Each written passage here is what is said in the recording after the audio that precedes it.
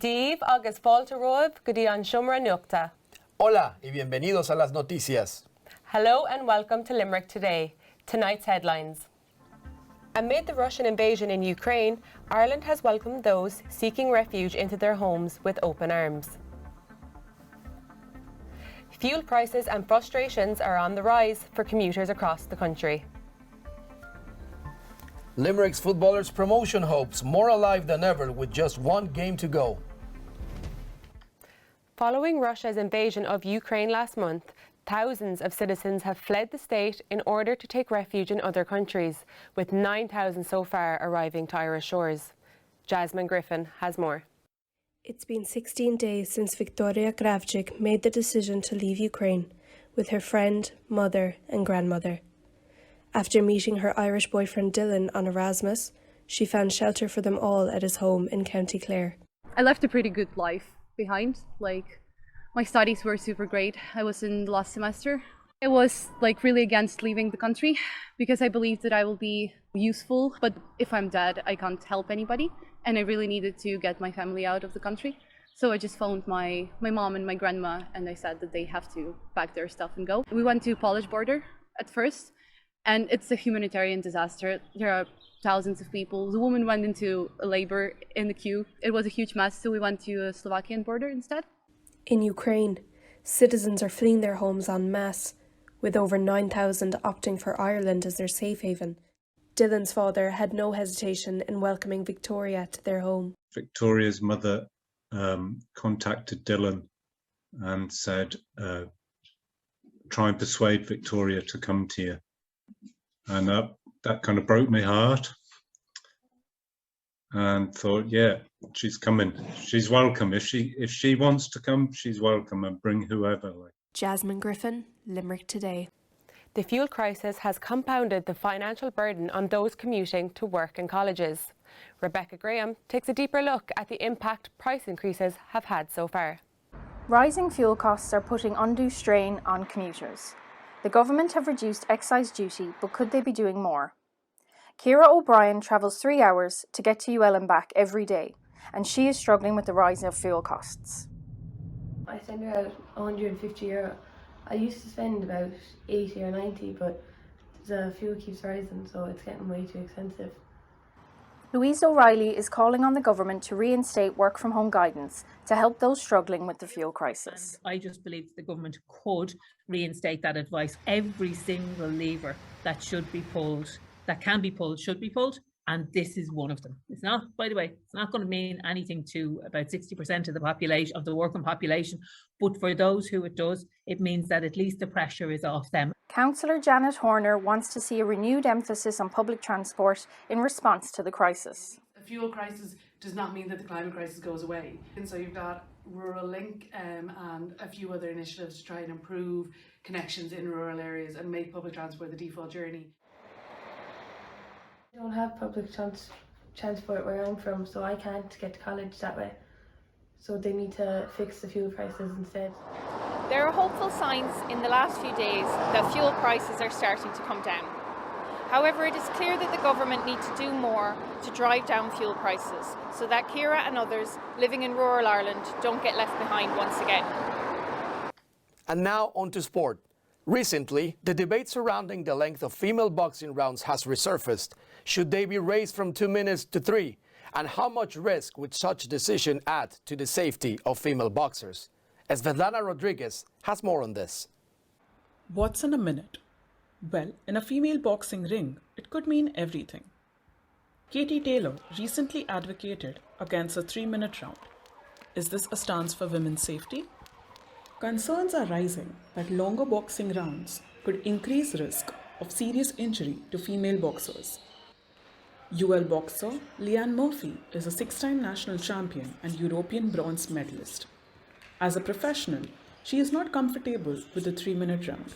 I think the 2-minute timing is good enough for professional boxing anyway. Like in amateur boxing, it's 3-minute rounds anyway, but with professional there's obviously more rounds, so it's obviously a lot more dangerous with no headgear, and there's a lot more safety issues there, so I think the 2 minutes is perfect. Some studies have found females are about 1.7 times as likely as males to show signs of cognitive impairment. Concussed female athletes also tend to show greater deficits in visual memory. For Coach Cian Daly, his main priority is the health of his boxers. He does not want to risk any injuries and believes the 2-minute round works perfectly for the girls. I think it's safer with the 2 minutes for girls at the moment. For now, don't expect to see any Rocky Balboa or Apollo Creed battles in women boxing. This is Svetlana Rodriquez from Limerick Today, signing off.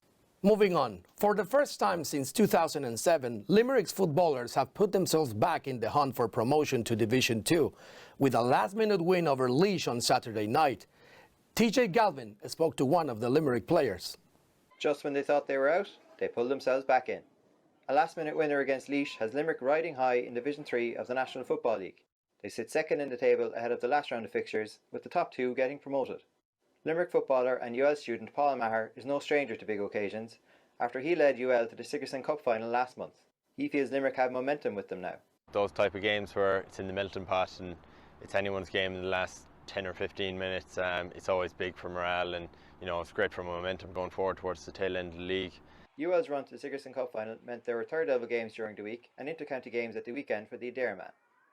Maher is full of praise for how Limerick manager Billy Lee handled his workload. Billy just referred me on to Adrian O'Brien, who's our S&C. He managed my workload really, really well. I wasn't training with Limerick. I was doing my bit for UL, and then whenever I had enough recovery built up, I could train. If I didn't have the recovery in, I was given a night off. That wider issue of player welfare has come to the fore again recently, in a row between the GPA and the GAA over unpaid expenses. Maher feels that players deserve to be rewarded for their efforts. It's still an amateur sport, but it's getting more professional every week, every year. Like we're training minimum 4 nights a week, and that takes a toll. Lads are coming from Dublin, they're coming up from Cork, and they need to be compensated for that sacrifice. It all boils down to the final game of the league against Fermanagh next Sunday. Win, and Limerick are promoted to Division 2 and a likely place in the Sam Maguire Championship. Throw-in at the TUS Gaelic grounds is at 2 p.m. TJ Galvin, Limerick Today at the University of Limerick. And in soccer news, Limerick's Treaty United, founded in 2020, were looked down upon by League of Ireland fans across the country. 2 years later, the team has successfully cemented their place in the First Division. Ian Roche spoke to manager Tommy Barrett on their journey so far. I'm here outside Markets Field, home of Treaty United, a team named after the agreement to put an end to the Williamite War of 1691. But for this Limerick soccer club, just 2 years ago, their own battle had just begun. Tommy Barrett, Treaty United manager, has led the team since its founding.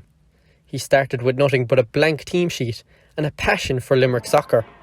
From there, Tommy brought hope to what was a depleted sport in the county. We've put in a sustainable model in place where we haven't thrown money at it, and we just got a good group of lads together that can, they can play for the jersey and play for the club, and they want to play for the club and they want to be here and they want to play at this level. With Treaty finding their feet in the men's First Division, the hopes are that this team will be the one to finally slam the brakes on what has been a rollercoaster relationship between soccer and Limerick. We have senior football in the county and in this region because we hadn't got it, or we had it for 83 or 84 years, and we missed it for a year that was gone. So you can see there's great potential to get a crowd in. Treaty United has been the story of a red and white phoenix rising from the ashes that is Limerick soccer. But as Barrett and all within the club know, it's keeping that phoenix flying that takes the most work. Ian Roche, Limerick Today. Concern was expressed around the potential for St. Patrick's Day festivities to further encourage the spread of COVID infections last week. Ireland recorded almost 64,000 new cases of COVID-19 over the extended bank holiday weekend, confirming that initial concern. Health correspondent Tara McCormack joins me in studio. Thank you, Jody. Yes, COVID-19 has surged, with health officials confirming almost 64,000 cases in the last 5 days. The HSE no longer issues COVID figures over the weekend or on bank holidays. With the figures being released yesterday, that included those reported on St. Patrick's Day and the new bank holiday on the 18th of March and the days following. On Sunday morning, there were 950 patients in hospital with the virus, up 62 on the previous day. This is the highest figure since mid-January. The Health Protection Surveillance Centre reported 4,000 PCR confirmed cases of COVID-19 today.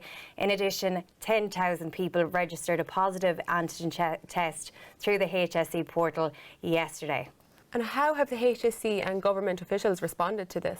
The HSE's Paul Reid said that we are still dealing with a highly transmissible virus as cases continue to rise, with the number of hospitalised patients set to exceed 1,000 again, while Trinity College Dublin immunologist Professor Kingston Mills described the continuing rise in cases and hospitalisations as concerning. Thank you, Tara. In accordance with government guidelines, those with symptoms of COVID are required to isolate for 48 hours. Now, a recap of our top headlines. Amid the Russian invasion in Ukraine, Ireland has welcomed those seeking refuge into their homes with open arms. Fuel prices and frustrations are on the rise for commuters across the country. Limerick's footballers' promotion hopes more alive than ever with just one game to go. That's all from us at Limerick today. Thank you and good night. Ihuwa. Buenas noches. Buenas noches.